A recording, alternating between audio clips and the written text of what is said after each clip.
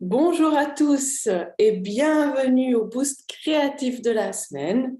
Je m'appelle Clémence Hubert. Je suis la fondatrice du projet et du futur centre Zen Créative à Sambreville. Si vous voulez en apprendre davantage sur tout ce qui va se faire autour de ce projet, vous pouvez aller sur le site web www.zencreative.art ou sur la page Facebook Centre Zen Créative Sambreville. Et là, vous m'y retrouverez. Alors, aujourd'hui, le boost créatif, je vais partager mon écran. Voilà. D'une fois à l'autre, j'oublie comment on fait. Voilà.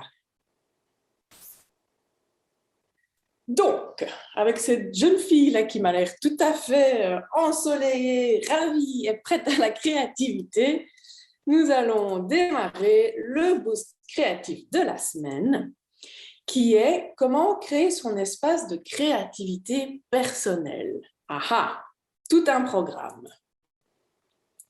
Donc, votre espace de création répond-il à vos besoins? Alors, c'est quoi cette question?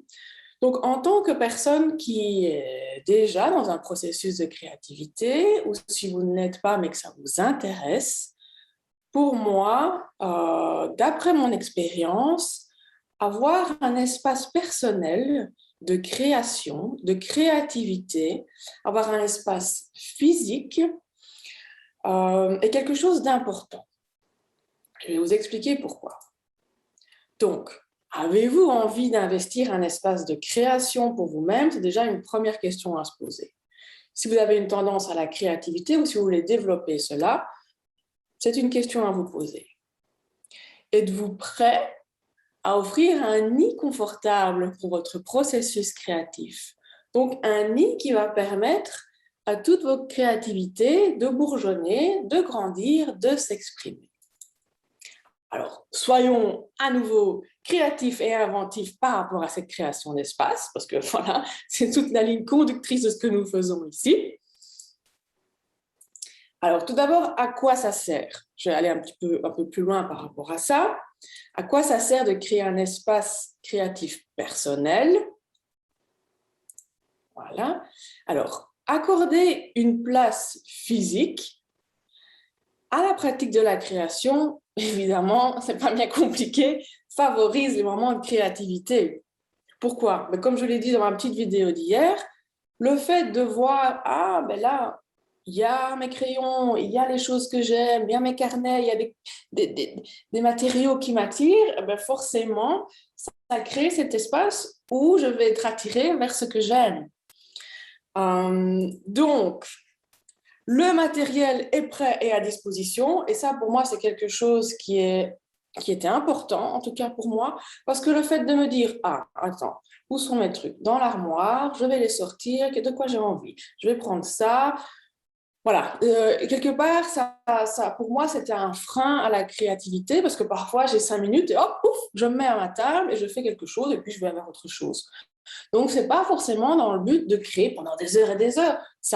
Il peut y avoir des moments comme ça. Mais c'est vraiment pour avoir des petits moments où spontanément, j'ai 10 minutes avant de partir faire une course. Je vais faire 2-3 griffonnages, je vais faire un peu de calligraphie, je vais faire un peu de collage.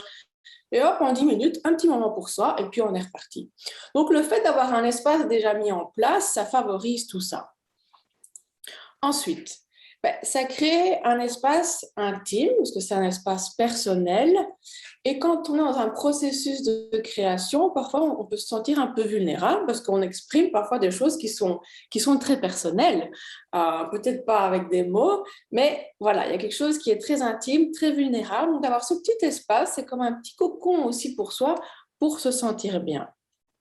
Et alors, voilà, si vous avez des gens autour de vous, expliquez, ça c'est mon endroit, c'est ma table. Après, on va parler de comment faire ça, mais c'est un endroit pour moi et j'aimerais qu'on ne touche pas à mes affaires. Si ce soit pour les enfants ou pour peut-être le conjoint ou la conjointe qui est un peu curieux, qui veut aller voir.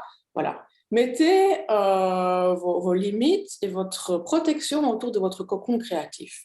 Pour moi, c'est important aussi parce que je n'aime pas forcément qu'on vienne voir ce que je fais. Quand je ne l'ai pas décidé, je voulais le montrer. Voilà, c'est fait personnel.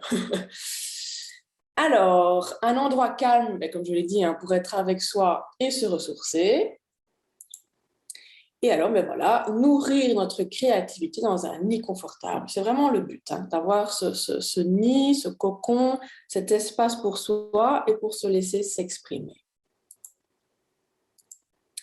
Alors, voilà, avec le peu que je vous en ai dit ici, imaginez, si vous avez cette tendance à vouloir créer, à vouloir développer votre créativité, dans vos rêves les plus fous, à quoi ça ressemble votre espace créatif idéal?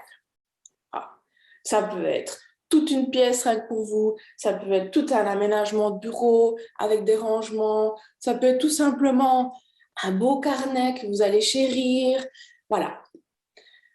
Faites-vous plaisir. Et alors, voilà, si vous voulez faire un petit exercice, prenez une feuille de papier parce que quand on écrit, ça manifeste davantage les choses, ça les pose par écrit. Du coup, il y a une étape en plus qui se fait. Et décrivez-le bien en détail. Moi, par exemple, dans mes rêves, dans ce que je pouvais imaginer pour moi dans le futur, eh bien, j'imaginais un centre zen créatif, bon, le nom est venu après, et du coup, petit à petit, j'ai pu construire, et je continue à construire cette vision qui est la mienne de l'endroit idéal que je voudrais pouvoir créer. Ici, c'est à plus grande échelle, mais déjà, pour son espace personnel, c'est important. Alors ensuite, voilà. Ici, c'est des petits exemples. Bon, là, ce sont des choses que j'ai trouvées sur Internet qui, moi, m'ont attirée. Personnellement, moi, j'aime beaucoup les plantes. Donc, quand il y a un espace avec de la verdure, pour moi, ça m'invite au ressourcement, ça m'invite à me poser. Voilà, vous voyez ici une jeune femme sur une table, il y a la luminosité.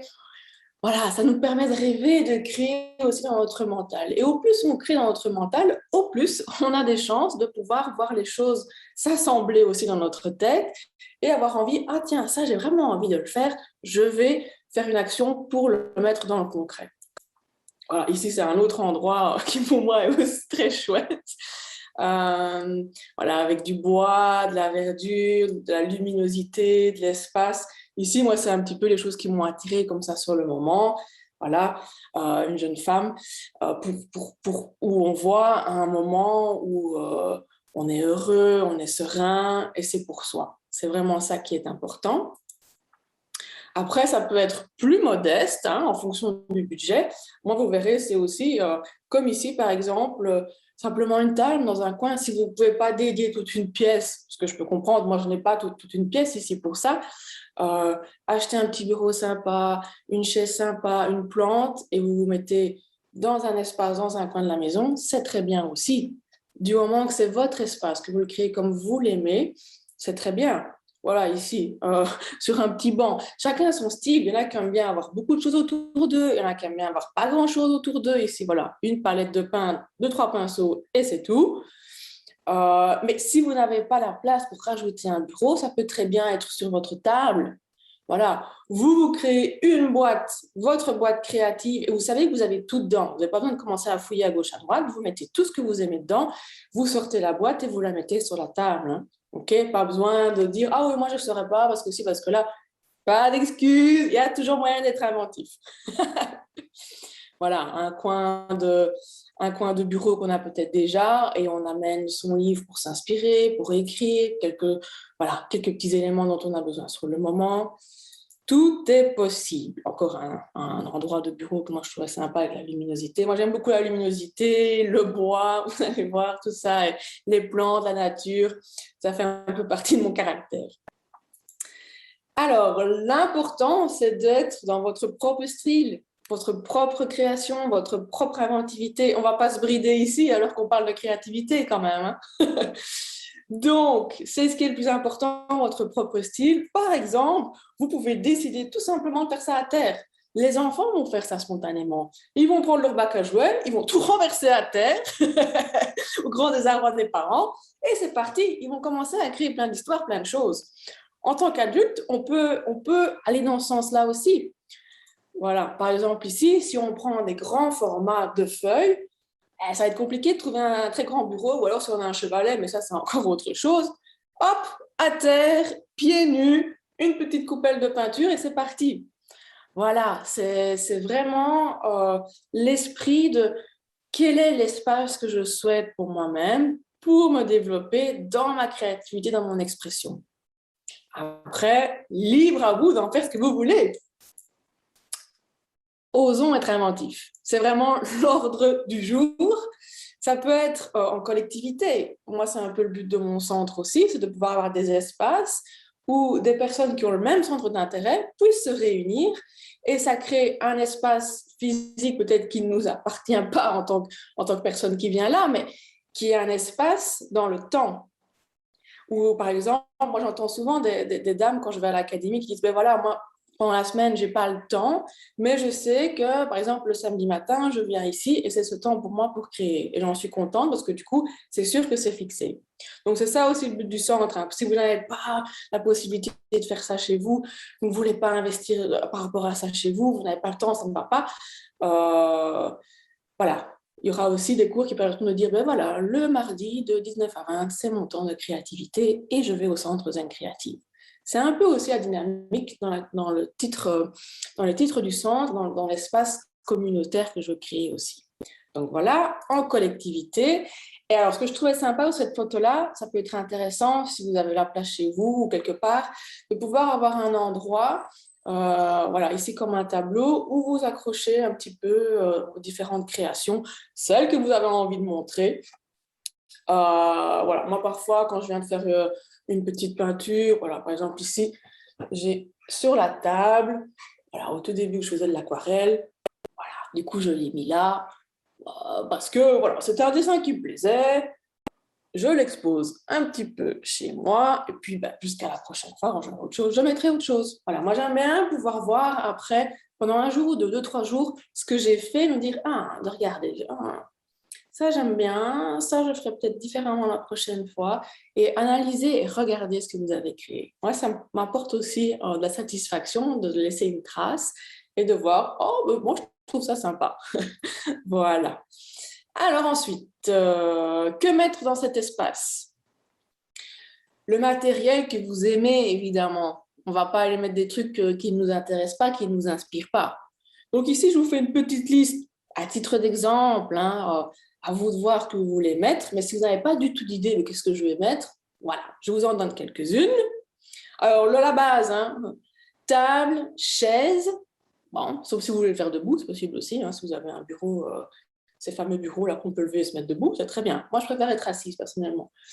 Au cours du temps, j'ai remarqué qu'avoir une lampe, c'est important, parce que si vous voulez travailler le soir et que la lumière n'est pas directement dessus, vous ne voyez pas grand-chose. Donc moi, par exemple, j'ai trouvé une lampe, parce que dans le coin où j'ai mis ma table, j'ai pas de prise malheureusement, donc j'ai réussi à trouver une lampe avec des piles. Et donc vraiment, quand j'en ai besoin, j'allume la lampe et au moins je vois quelque chose le soir quand je veux créer un petit peu. Des objets inspirants, voilà, des bougies, des fleurs, des cartes postales, des plantes, voilà, des choses qui vous font du bien, c'est toujours, voilà, un bel endroit, c'est mieux, c'est chouette. Moi, je préfère aller vers un endroit qui m'attire parce que j'aime bien les plantes, j'aime bien les cartes, j'aime bien qu'un endroit où finalement, il n'y a pas grand-chose. Mais ça, c'est personnel, évidemment. Alors, mais tout ce qui est support, évidemment, pour créer, que ce soit un bloc de feuilles, un carnet de croquis, un carnet créatif, voilà, un carnet d'écriture, tout, voilà, tout ce que vous souhaitez utiliser comme support, évidemment, l'avoir à portée de main sur la table, des bics, des feutres, des crayons de couleur. Si vous aimez la peinture, si vous avez déjà quelques notions de peinture, ou si vous voulez essayer la peinture, peut-être déjà du matériel de peinture. N'achetez pas nécessairement, hein. Voilà, vous pouvez utiliser de la gouache, de l'aquarelle, de l'acrylique, des pinceaux forcément, si vous voulez utiliser de la peinture. Des porte-pinceaux, ça peut être sympa aussi, je vais vous montrer. Moi, j'ai découvert ça il n'y a pas si longtemps que ça et je trouve que c'est quand même pratique. Des récipients pour l'eau, un chiffon, du papier essuie-tout. Alors, ça peut être aussi tout ce qui est de l'ordre des pastels, pastels à l'huile, pastels sèches, pastels grasses, des papiers colorés, des cartons, des autocollants, des washi tapes. hein, de l'encre de Chine, de l'écoline, du roux de noix. Il y a plein de choses hein, qu'on peut avoir évidemment. Sélectionnez les choses que vous voulez soit essayer pour la première fois, vous êtes curieux, ou des choses que vous avez déjà. Carnet d'écriture et de collage, ciseaux, latte, cutter, de gomme, taille crayon, hein, toutes les choses de base. C'est toujours intéressant de les avoir à portée de main. Et comme je le disais, hein, c'est en fonction de vous, de vos affinités. Si vous aimez tout ce qui est broderie, tissu, voilà, apportez-le là. Si vous aimez tout ce qui est, je ne sais pas moi, je ne sais pas, je n'ai pas d'idée en tête là tout de suite, mais tout ce que vous voulez amener en fonction de vos passions et qui a une composante créative, voilà. L'argile aussi, par exemple. L'argile, tout ce qui est terre, ça peut être sympa aussi. Voilà, donc faites vraiment en fonction de ce que vous aimez, de ce dont vous avez besoin quand même à portée de main, sans pour autant trop encombrer l'espace non plus, parce que forcément, s'il y a des carrés, par exemple, en l'image en bas, s'il y a plein de crayons, plein de choses sur votre feuille, à un moment donné, vous ne savez plus créer non plus, quoi. Donc, restons organisés. Moi, j'aime bien traquer un petit peu, voir dans les magasins les petites choses parfois de salle de bain pour ranger parfois le maquillage. Mais du coup, je le prends pour mettre des pinceaux. Voilà, il y a plein de choses très chouettes qui peuvent aider aussi quand même à organiser un minimum les choses et que ce ne soit pas la bérésina dans votre lieu. Alors voilà, ça ici, c'est ma petite table chez moi. Donc moi, j'ai commencé par là. Mon espace. Et donc, vous pouvez voir, hein, moi ici à la base, ici c'est la table est plus basse parce que c'est une table de camping. Donc, j'ai pris une table de camping pliable, je l'ai mis dans un coin de mon salon, j'ai mis une nappe, j'ai mis quand même des protections. Et là, il y a à peu près les essentiels que moi, j'utilise quand même assez régulièrement. Donc, vous voyez, il y a la petite fleur pour l'inspiration, la petite lampe dont je vous parlais qu'on s'est allumée en dessous, le petit Bouddha au-dessus pour l'inspiration aussi, le genre d'écrin là en bois qu'on relève. J'ai pris ça parce que parfois j'aime bien mettre ma tablette parce qu'il y a des choses que je regarde et que voilà, je trouve sur Internet pour des images, pour des inspirations. Donc j'aime bien avoir quelque chose qui tient. Et ça, en fait, à la base, c'est pour la salle de bain. C'est pour mettre sur les bains. Vous voyez, quand on met ça dans son bain pour pouvoir lire dans la baignoire. Moi, j'ai mis ça là. Qu'est-ce qu'il y a d'autre? Une petite boîte à droite noire avec des choses, des gommes, des crayons, des petites choses un peu, des pipettes pour la peinture. À gauche, j'ai tout ce qui est un crayon, tout ce qui est fusain. Au milieu, j'ai une palette d'aquarelle. La palette noire, là qu'on voit, c'est de l'aquarelle. Devant le petit pot, c'est du brou de noix. Donc ça, c'est quelque chose qui est pas cher du tout pour pouvoir, par exemple, moi, je m'entraîne à tout ce qui est calligraphie pour le moment. Donc, c'est vraiment pas cher du tout pour pouvoir tracer et apprendre. C'est à utiliser avec un pinceau aussi. Donc, ça apprend vraiment à manier le pinceau et tout ce qui s'ensuit. Mon carnet créatif, là, pour le moment, je suis en train de faire sur tout ce qui est couleur, un nuancier de couleurs. Donc là, par exemple, j'avais fait un petit travail sur la gouache, mes pots d'eau et les pinceaux. On va aller voir un peu plus loin. Donc voilà, la jolie hortensia qui est là pour l'instant, mon Bouddha et ma lampe. Donc voilà, je vous disais la palette d'aquarelle. C'est bien aussi d'avoir à portée de main, vous voyez derrière, quelques déchets de feuilles. Donc, si vous avez des déchets, ne les jetez pas, gardez-les. Par exemple, là, ce sont des feuilles exprès pour aquarelle. Et quand je fais mes mélanges, j'aime bien pouvoir d'abord tester sur une feuille avant de la mettre sur ma propre création du moment pour tester la couleur. Mais vous pouvez avoir différents types de papier. Donc, moi, je mets ça là à portée de main parce que bien souvent, on dit ah, il faut que j'essaye ça et j'ai rien. Et voilà. Donc, moi, j'ai fait un petit système où je les pince tous ensemble. Donc, j'ai pas plein de feuilles partout de toutes sortes. Alors ça, c'est ce que je vous disais, hein, c'était le récipient là, avec des trous pour le maquillage en plastique. Et donc là, j'ai des crayons, des pinceaux, j'ai le cutter, scalpel, j'ai toutes sortes de pinceaux, des ciseaux, voilà, une latte. Vraiment pour avoir quand même à portée de main, ça c'est juste à côté de ma table, vous allez voir, j'ai eu tendance un petit peu à m'agrandir après. Mais voilà, des petites choses de rangement comme ça, je trouve ça sympa. Il y a toutes sortes de choses pour vraiment quand même contenir. Par exemple, si vous n'avez pas d'espace, vraiment une table à pouvoir utiliser qui est la vôtre et que vous pouvez laisser vos affaires, ben, si vous mettez tout dans une caisse, c'est bien d'avoir quand même ce genre de récipient pour avoir tout et vous sortez juste le récipient. Si vraiment, parce que si vous commencez à devoir trier tous vos crayons, tout un bazar dans votre caisse, ça risque d'être lourd en fait, hein. Là, voilà, je vous parlais du porte-pinceau. Vous voyez, c'est pas cher du tout, c'est des petites, voilà, des petites gondoles là où on peut poser son pinceau. Parce que moi, j'avais tendance à déposer mon pinceau parfois sur un chiffon. Vous avez un chiffon en dessous ou un papier essuie-tout. Alors, du coup, ça roule. Si vous avez plusieurs pinceaux en même temps, ça fout le bazar. Donc, moi, j'aime bien avoir mon porte-pinceau. Vous voyez ici à gauche, c'est un pinceau. Ça, c'est un petit peu plus cher, spécifique pour l'aquarelle. Un bon pinceau qui maintient bien l'eau. À droite, un pinceau rond synthétique. Encore à droite, un pinceau plat synthétique. Et tout à fait à droite, ça j'aime aussi beaucoup utiliser, c'est un pinceau réservoir, un aquapen.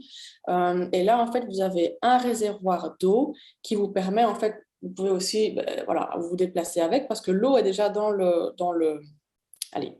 stylo et vous pouvez, par exemple, avec le brou de noix, moi j'utilise ça. Je trempe mon pinceau dans le brou de noix et puis c'est parti. Je n'ai pas besoin de tremper dans l'eau. Donc au-dessus, j'ai quand même des petits pots pour utiliser de l'eau quand j'utilise des pinceaux réguliers, je vais dire. Moi, souvent, j'ai deux pots. Un pot pour l'eau claire et un pot pour l'eau qui est plus sale. Donc, par exemple, si je veux rincer un pinceau, je vais le mettre dans un des pots. Là, ça deviendra l'eau sale. À chaque fois que je vais rincer un pinceau, je vais le mettre là. Et l'eau claire, en fait, c'est pour l'aquarelle. Il faut quand même utiliser de l'eau. Et donc, pour ne pas utiliser de l'eau sale dans mes mélanges aquarelles, je prends une petite pipette et je prends de l'eau dans le pot d'eau claire. Voilà, des petits trucs comme ça. En passant, et voilà, encore un autre. Là, ici, j'ai entamé tout un tri dans mes bics, mes crayons, toutes les choses que j'avais accumulées au cours du temps. Et je les ai remis. Là, c'est dans un petit récipient où on met les couverts. Voilà, donc soyez inventifs, ça ne doit pas forcément être cher. Il y a des petites babioles un peu à gauche, à droite dans les magasins que vous connaissez bien. Donc, soyons inventifs.